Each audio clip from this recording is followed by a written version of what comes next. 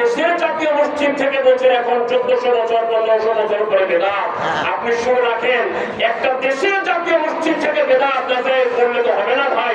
तमाम পৃথিবীর আলেমরা, মুহাদ্দিস, মুফাসসির, মুফতি, ইসলামী জগৎ যাদেরকে तमाम বিশ্ব জগতের ইমাম বানিয়েছেন, তারাই তো আপনার চাইতে শত শত বছর আগেই এটাকে জায়েজ, মুস্তাহাব, মুস্তাহসান ফতোয়া দিয়ে গেছেন। নতুন করে কোনো জাতীয় মসজিদ ইমাম সাহেবের ফতোয়া দরকার না। العالمين والصلاة والسلام على أشرف الأنبياء والمرسلين وعلى آله وأصحابه أجمعين. أعوذ بالله من الشيطان الرجيم. بسم الله الرحمن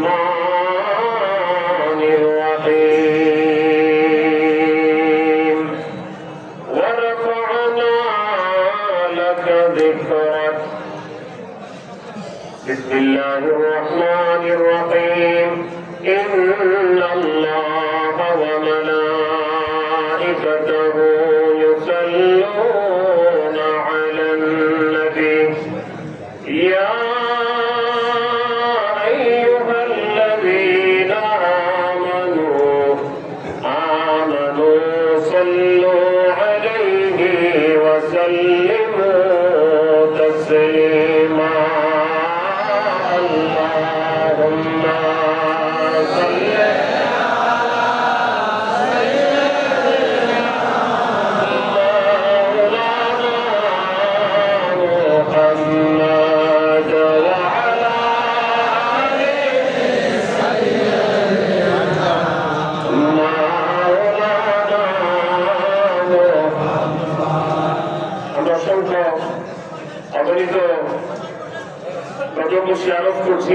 বিশ্বনী খাজা বাবা শাহরুফে আল্লামা মাওলানা ফরিদপুরি কুদ্দুসুল আযীজ আমাদের পীর কেবলা জান হুজুরের পবিত্র কদম মোবারকে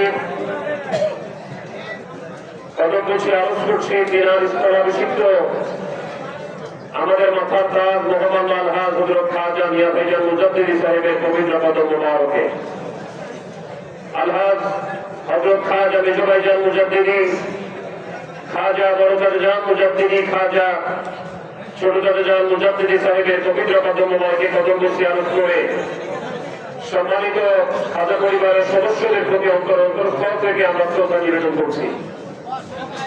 পবিত্র ঈদে মিলাদুন নবী সাল্লাল্লাহু আলাইহি ওয়াসাল্লামে আগত সম্মানিত ভাইরা, পর্দার অন্তরালে সম্মানিত বোনেরা, সকলকে মোবারক ও সালাম জানাচ্ছি। আসসালামু আলাইকুম ওয়া রাহমাতুল্লাহ। আমার এই প্রশ্নটি করলেও আপনাদের উত্তর সঠিকই হবে, না বললেও হবে। তারপরে আমরা একটু মনোপুষ্টির জন্য বলি, আপনারা ঈদে মিলাদুন নবীতে বিশ্ব জাকের মঞ্জিলে আসতে পেরে আসলে খুশি না বেজার? নবীকে পেয়ে বেজার না খুশি? এই দিন আমার নবীজির আগমনের দিন। রবিউল আউয়াল মাসের আজ 12 তারিখ, 11 তারিখ দিবাগত রাত। এর শুভে সাদেকের সময় আল্লাহ রাব্বুল আলামিন তার হাবিবকে জগতে পাঠিয়েছেন। মাওয়াহিবুল লাদুন্নি এসেছে। আমার আল্লাহ রাব্বুল আলামিন ওই রাতে, এই রাতের পরে শুভে সাদেকের সময় জিবরিল আমিনের নেতৃত্বে অসংখ্য রহমতের ফেরেশতাকে 3টা পতাকা দিয়ে আল্লাহ পাক জমিনে পাঠিয়েছেন। একটা পতাকাকে কাবা শরীফের ছাদের উপরে উড়াতে বলেছেন, আরেকটা পতাকাকে মাগরিবে পশ্চিম দিকে, আরেকটা পতাকাকে মাশরিকে পূর্ব দিকে উড়াতে বলেছেন। আল্লাহ পাক তার হাবিবকে দুনিয়াতে পাঠাবেন, দুনিয়াতে তার হাবিবকে আনবেন। মা আমেনা রাদিয়াল্লাহু তাআলা আনহা পবিত্র রহিম, পবিত্র পেট মোবারক থেকে জমিনে কদম রাখবে। জমিন আজকে যার খাতিরে এই জমিন হয়েছে, যার খাতিরে এই জমিন হয়েছে, ওই জমিনে সেই নবীর খাতিরে জমিন হলো, ওই জমিনে ওই নবীর কদম রাখবে, জমিন আনন্দিত হয়ে গেছে। নবী জগতে আসবে, আল্লাহ তাআলা জান্নাত থেকে রমণীদেরকে পাঠিয়ে দিলেন, এই রমণীরা দুনিয়া বাচ্চা জন্মগ্রহণ করলে দুনিয়ার আরেক দায়ী খেদমত করে। যার চাইতে দামি কোন সন্তান জগতে আসে নাই, আসবে না। যার চাইতে সুন্দর আর কোন সৃষ্টি আমি আল্লাহ তাআলা করি নাই। কত সুন্দর, কিভাবে আমার নবী রাহমাতুল লিল আলামিন সাল্লাল্লাহু আলাইহি ওয়াসাল্লাম মসজিদে নববীর মধ্যে পাশেই নবীজির মিম্বার মোবারক, যেখানে দাঁড়িয়ে নবীজি বক্তব্য দেন, আরেকটি মিম্বার নবীজি বানিয়ে দিলেন। সহিহ বুখারী শরীফে এসেছে, রাশকাতুল মাসাবির 410 পৃষ্ঠায় এসেছে। আরেকটি মিম্বার নবীজি বানিয়ে দিলেন হযরত হাসান বিন সাবিতের জন্য। নবীজির কদম মুবারকের পাশে দাঁড়িয়ে, মিম্বারের উপরে দাঁড়িয়ে, আমার নবীজির সামনে দাঁড়িয়ে হযরত হাসান বিন সাবিত বলছেন, ওয়া আহসানু মিনকা লাম তারা কাত্তু আইনি। নবীজিকে উদ্দেশ্য করে হাসান বিন সাবিত বলছেন, হুজুর, আপনার চাইতে সুন্দর কোন সৃষ্টি জিন্দেগিতে কোন চোখ আর কোনদিন দেখে নাই। ওয়া আজমালু মিনকা লাম তালিদিন নিসা। হাবিব, আপনার চাইতে এত সৌন্দর্যমণ্ডিত কোন সন্তান কোন মা জন্ম দেয় নাই। ইন্নাকা উনিতা মুবাররাআন মিন কুল্লি আইবিন।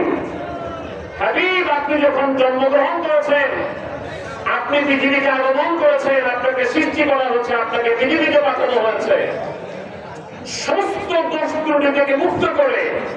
কাআন্নাকা কাদ খুলিকতা কামা তাশা।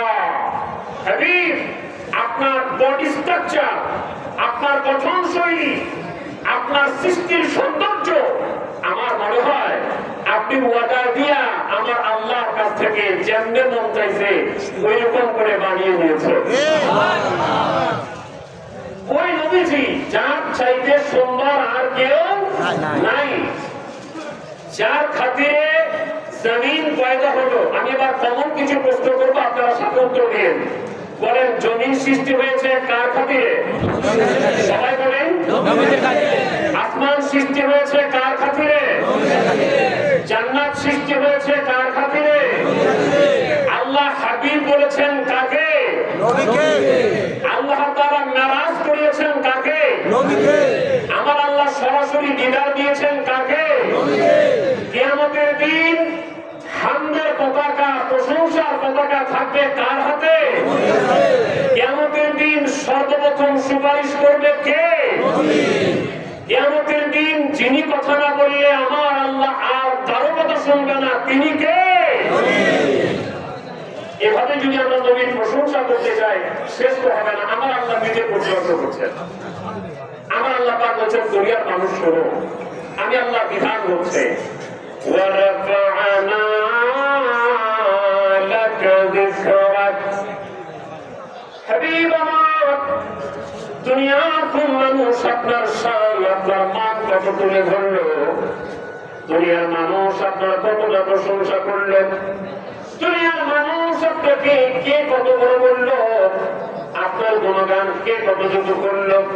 সেটা তাদের ব্যাপার, কিন্তু আমি রব, আমি মালিক, আমি আল্লাহ রাব্বুল আলামিন। আমি আপনাকে সৃষ্টি করেছি, আমি ঘোষণা দিলাম হাবিব শুনেন, আমি রব, আমি আল্লাহ নিজে আপনার শানকে তুলে ধরেছি।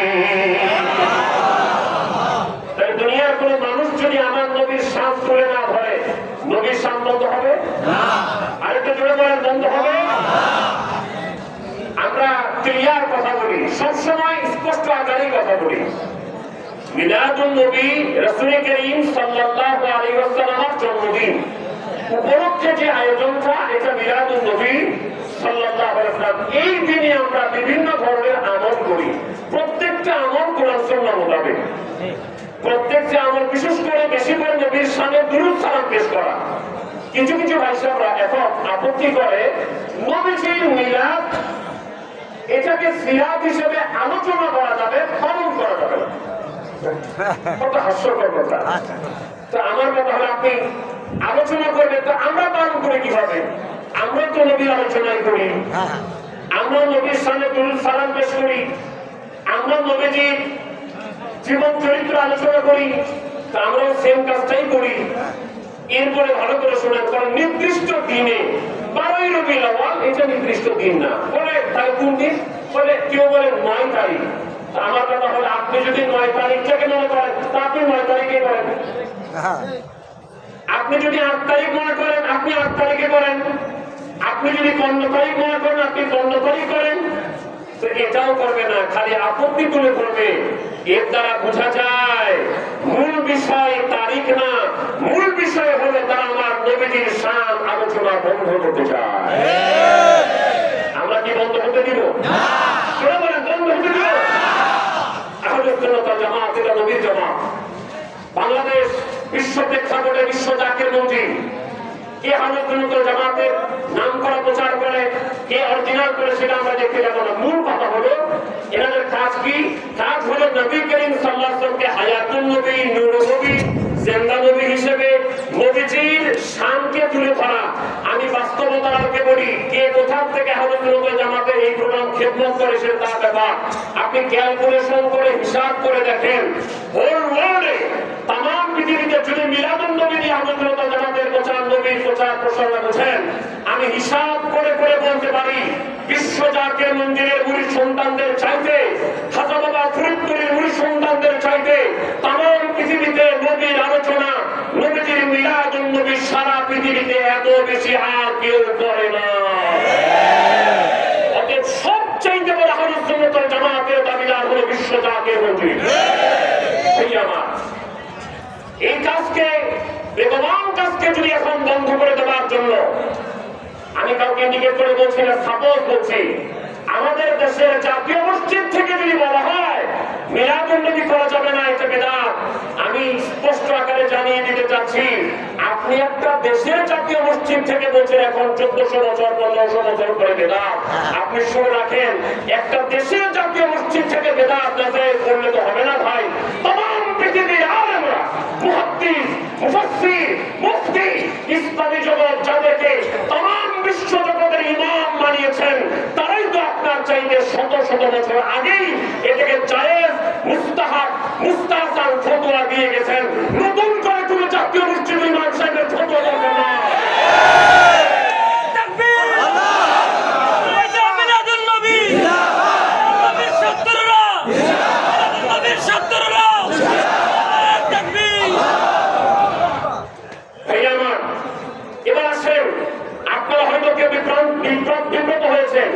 সেটা কে কোন আঙ্গিকে কার থেকে কি কথা বলবে সেটা তাদের ব্যাপার। মূল কথা হলো যারা দেখতে নারী তার চরম কথা। এরকম কিছু লোক ছিল, আছে, থাকবেই। ওরা ওনাদের মত নিয়ে থাক, তবে আমাদের উচিত কি আমরা বিভ্রান্ত হব? আমরা নবীকে পেয়েছি, নবীকে ছাড়বো? নবীর মহব্বত শিখেছি, পরিচয় ফুটিয়ে নিয়েছি, এই পরিচয় নবীকে বের করা যাবে? এই পরিচয় থেকে নবী কখনো বের হবে? এখন যদি বলেন, আমি স্পেসিফিক্যালি বলছি, এবার হয়তো হারাম শরীফে, বাইতুল্লাহ শরীফের ইমাম সাহেবের একটা বক্তব্য নিয়ে একটু বিভ্রান্ত ছড়ানো হচ্ছে।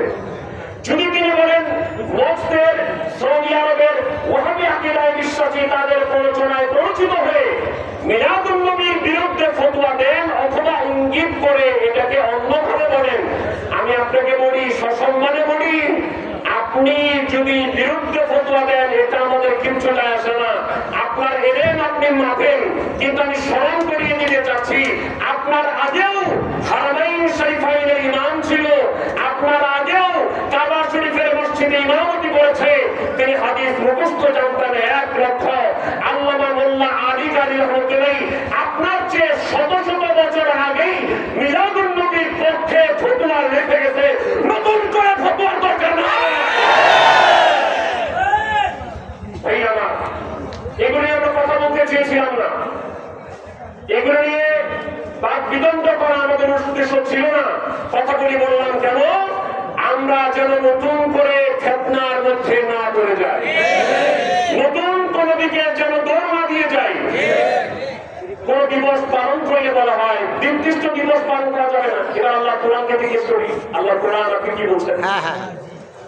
কোন নির্দিষ্ট দিনে আমরা আল্লাহ তাআলা কি কাউকে উদ্দেশ্য করে কিছু বলেছেন কিনা?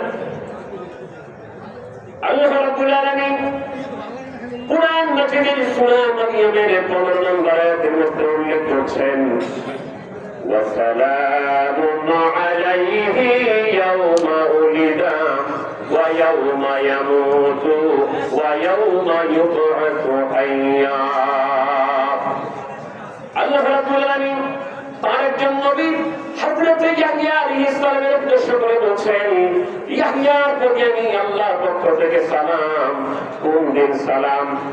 প্রথম সালামটা আমার আল্লাহ পাক দিলেন আমার ইয়াহইয়া যেদিন জন্মগ্রহণ করেছে, আমি আল্লাহ পাক নিজে ইয়াহইয়া নবীকে সালাম দিয়েছি। আর নির্দিষ্ট করে জন্মদিনে, নবীর জন্মদিনে নবীকে সালাম দিলে দুরূদ শরীফ পড়লে বেদাতের গন্ধ আসে না? আমার আল্লাহ ইয়াহইয়া নবীর জন্মদিনে নবীকে সালাম দিচ্ছেন, উল্লেখ করে বলছেন তার জন্মদিনে সালাম দিলাম। আমার কথা হলো আমার নবী না হলে তো ইয়াহইয়ার নবী হইত না। ভাইয়া আমার, আল্লাহ রাব্বুল আলামিন তার হাবিবকে জগতে পাঠাবেন, তার হাবিব জগতে আসবেন। আল্লাহ পাক ক্ষেত্র তৈরি করে ফেললেন, আমার আল্লাহ রাব্বুল আলামিন মাঠ তৈরি করে ফেললেন। আমার আল্লাহ পাক আদম নবী থেকে শুরু করে ইয়াহইয়া নবী পর্যন্ত সব নবীকে ডেকে ঘোষণা দেওয়াছেন আখেরি নবী জগতে আসবে, সেই নবী জগতে আসবে, সবাই তার জন্য রেডি হয়। তাও তো ঈমান আনতে হবে, তার খেদমত করতে হবে।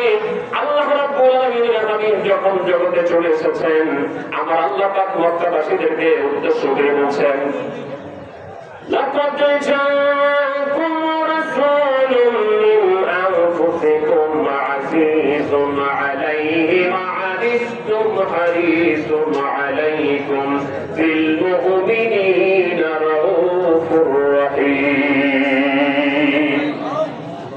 এভাবে আয়াত পায়াত যদি আলোচনা করতে যাই ঘন্টার পর ঘন্টা দরকার, শেষ করে দিচ্ছি। মিলাদ শরীফ পড়লে, নবীজির জন্য বৃত্তান্ত আলোচনা করলে নবী কেন জগতে আসছে এটা বোঝা যায়। নবীকে যারা পাইতে রাজি না, তারা নবীকে মানতেও রাজি না। আমাকে বক্তারা বলেছেন নবীকে পেয়ে সবাই খুশি, আমিও বললাম খুশি। বেজার হয়েছিল শয়তান, কে হয়েছিল বাজার? আমরা বেজার না খুশি? আমরাও খুশি। তবে শেষ কথা, দয়াল নবীজি যা নিয়ে এসেছেন আমাদেরকে আল্লাহকে পাইয়ে দেওয়ার জন্য, আল্লাহকে চিনাই দেওয়ার জন্য যা নিয়ে এসেছেন, আমার আল্লাহ পাক বলছেন মা আতাকুমুর রাসূল ফাকুলহু ওয়া মা নাহাকুম আনহু ফান্তাহু। আমার নবী তোমাদেরকে যা দেয় সেটা নাও, যেটা নিষেধ করে সেটা বাদ দাও। সেই মদিনার তরিকায় দিয়েছেন খাজা বাবা ফরিদপুরি বিশ্বজাতি। তিনি বলেছেন বাবা সেই দিক নির্দেশনা বিশ্ব জাকের মন্দির থেকে দেওয়া হচ্ছে, বাবা যেই তরিকা আমি আপনাদেরকে দিচ্ছি, বাবা যে কথা আমি আপনাদেরকে বলছি, এই কথা মতো যদি চলতে পারেন, বাবা আমি আপনাদেরকে দয়াল নবীর সাথে পরিচয় করাইয়া দেব। আমরা কে কে নবীকে চাই? হাত তুলে দেখান। কে কে নবীকে চাই? সবাই চাই। শেষ অনুরোধ, যেই দরবারে আসলে নবীকে পাওয়া যায়, যেই দরবারে আসলে আল্লাহকে পাওয়া যায়, তাম দুনিয়াকে ছাড়তে পারি, তাম দুনিয়াকে লাথি মারতে পারি, তাম তন্ত্র মন্ত্রকে বাদ দিতে পারি, বিশ্ব জাকের মন্দির সত্য তরিকা খাজা বাবার কদম শেষ নিঃশ্বাস পর্যন্ত ছাড়তে রাজি না। কে